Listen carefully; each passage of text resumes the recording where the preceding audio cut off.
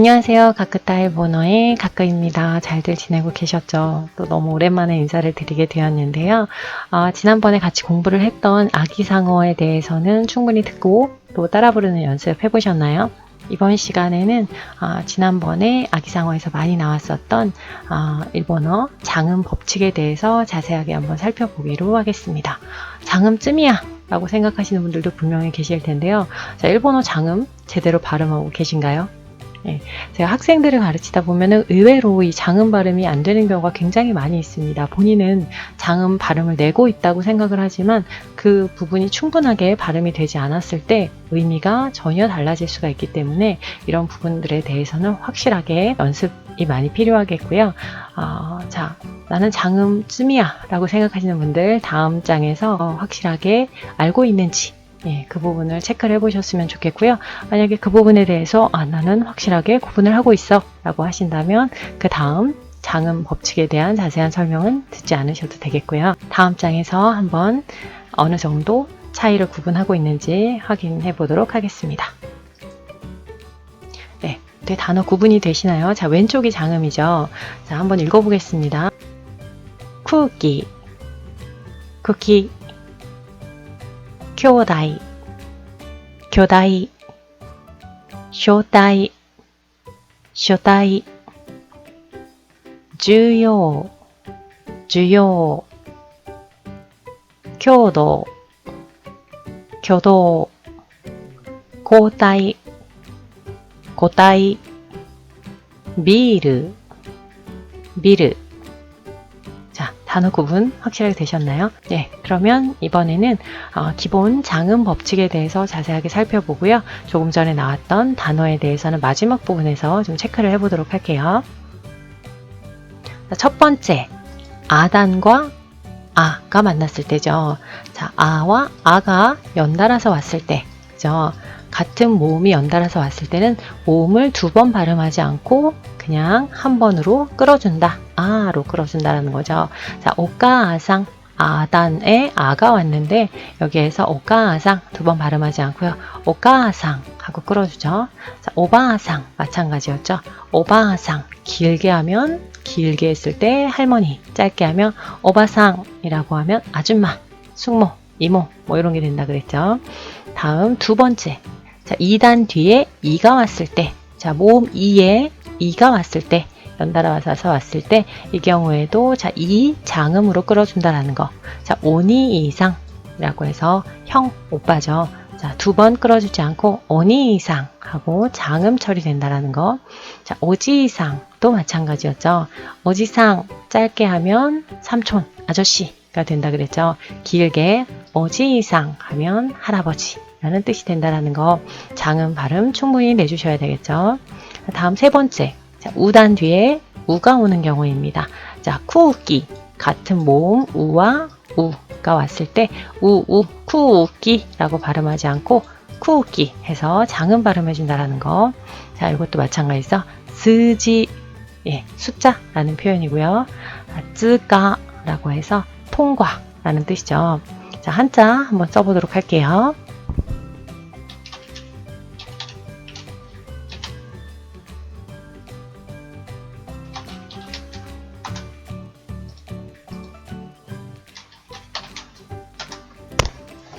그래서 공기, 쿠기, 그죠? 숫자, 스지, 그리고 통과라는 뜻의 쯔가라는 표현에 대해서 살펴봤습니다. 네, 다음은 네 번째 장음 법칙인데요. 자, 에단 뒤에 에가 오는 경우죠. 자, 오네에상 해서 에가 연달아서 왔을 때 오네에상이라고 발음하지 않고 오네에상 해서 장음으로 끌어준다는 거죠. 자, 다음 여기까지는 같은 모음이었기 때문에 그렇게 어렵지 않으셨을 것 같은데요. 자, 이번에는 조금 더 신경을 써주셔야 되는 부분이죠. 자, 에단 뒤에 이가 오는 경우입니다. 에와 이가 만났을 때는 에이라고 발음하지 않고 에라고 장음으로 끌어준다라는 거죠. 자, 같이 볼게요.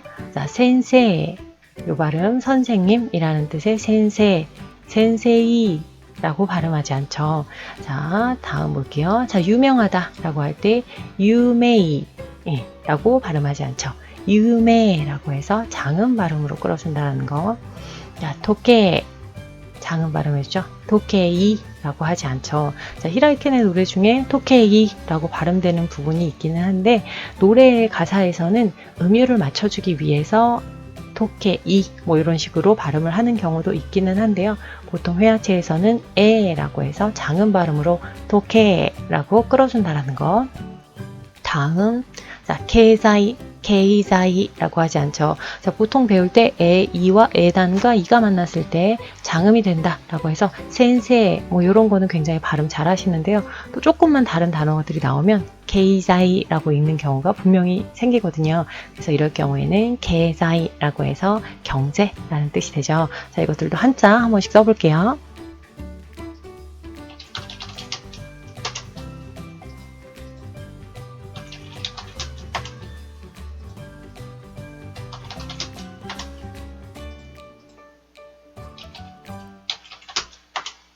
네, 이렇게 해서 선생님, 유명, 시계, 도계, 경제, 계자이 네, 이렇게 쓸 수 있다라는 거 한자도 한번 같이 봐주시고요.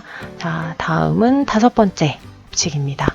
자, 5번째는 자, 오단과 오가 만났을 경우에 자, 코오리, 오오이라고 하지 않고 코리, 오이라고 해서 장음 발음으로 같은 오와 오가 왔을 때 장음 발음으로 오 끌어준다라는 거. 그리고 다음은 또 이것도 주의를 하셔야 되겠죠.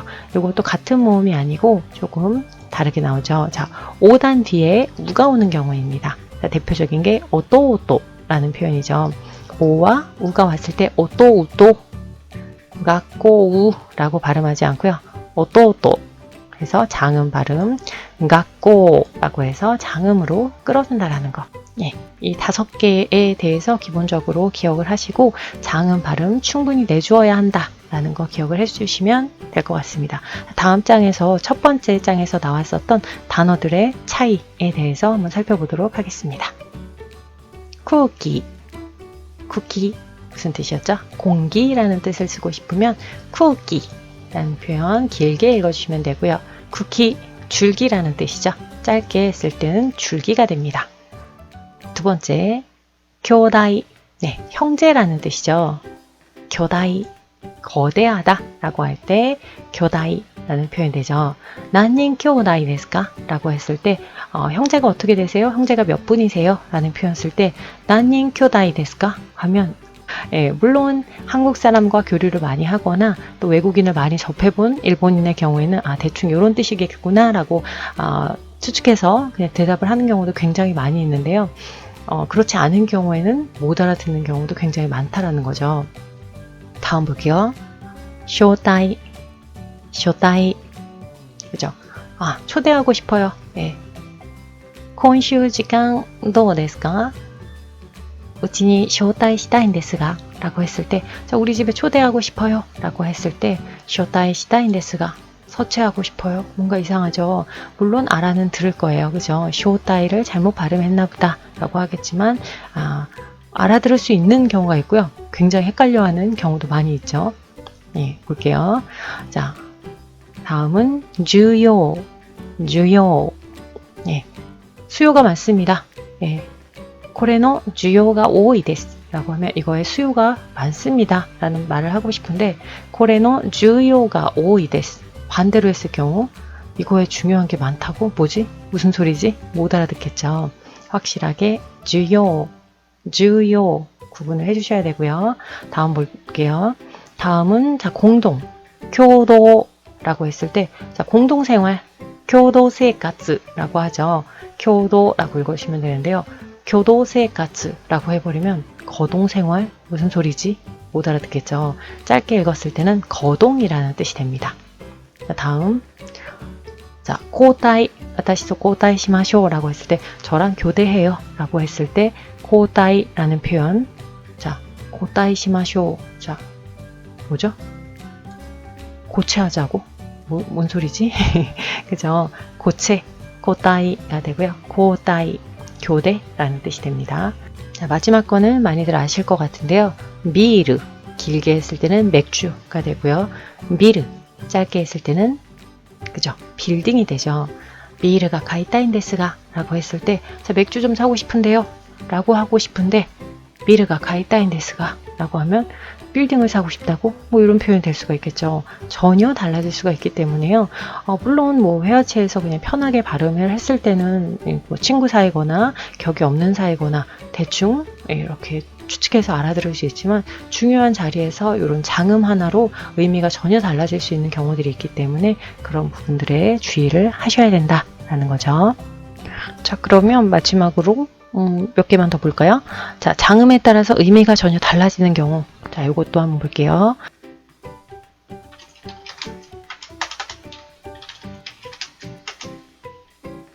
자, 위에 여행이죠. 짧게 료꼬가 되겠고요. 길게 아래 거는 양호하다 라고 할 때 양호죠. 료꼬라는 발음이죠. 자, 콩까이노 또 켄사노 켓가와 료꼬 데시다 라는 말을 하고 싶어요.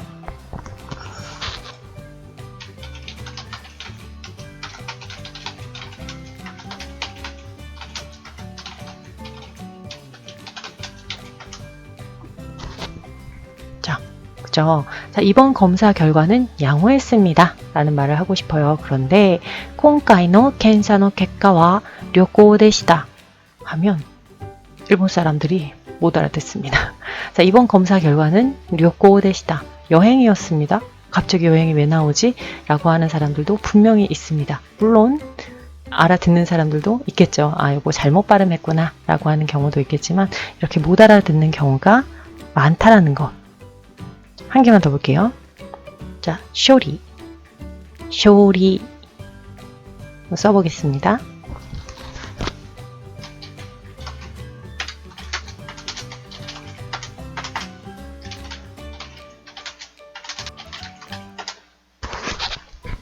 위에 거는 짧게 했을 때는 쇼리, 처리라는 뜻이 되고요.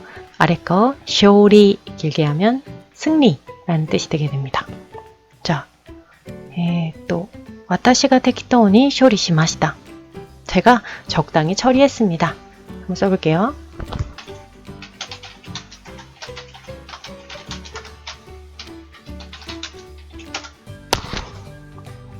와타시가 테키토니 쇼리 시마시다. 제가 적당히 처리했습니다. 라는 말을 하고 싶은데 와타시가 테키토니 쇼리 시마시다. 제가 적당히 승리했습니다.